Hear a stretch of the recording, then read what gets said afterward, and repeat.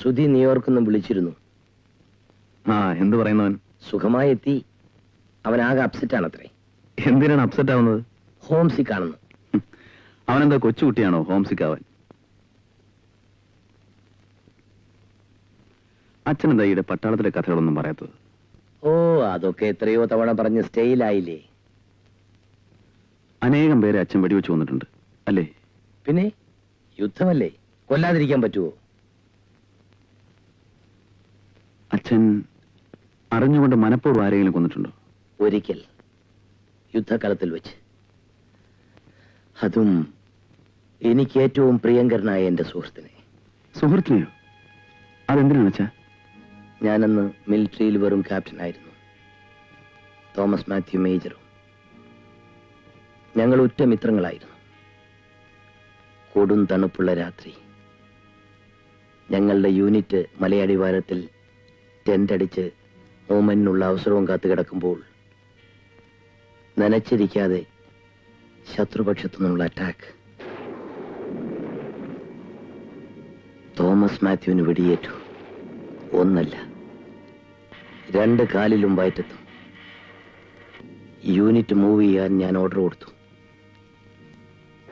ചോര ഒലിപ്പിച്ച് കിടന്നു പിടയുന്ന സുഹൃത്തിനെ എന്ത് ചെയ്യണമെന്നറിയാതെ ഞാൻ കുഴങ്ങി. നിൽക്കാനും പോകാനും വയ്യാത്ത സ്ഥിതി. അവസാനം ഞാൻ നടന്നു. Shoot me before you move എന്ന എന്റെ പ്രിയപ്പെട്ട കൂട്ടുകാരന്റെ ദയനീയമായ അപേക്ഷ കേട്ട് ഞാൻ നിന്നു.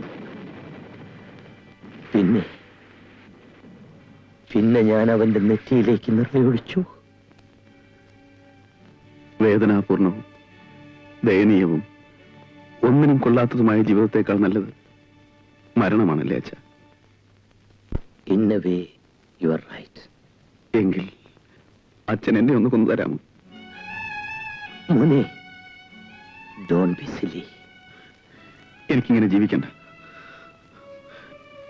അച്ഛൻ എന്നെ ഒന്ന് മരിക്കാൻ സഹായിക്കാമോ പ്ലീസ്?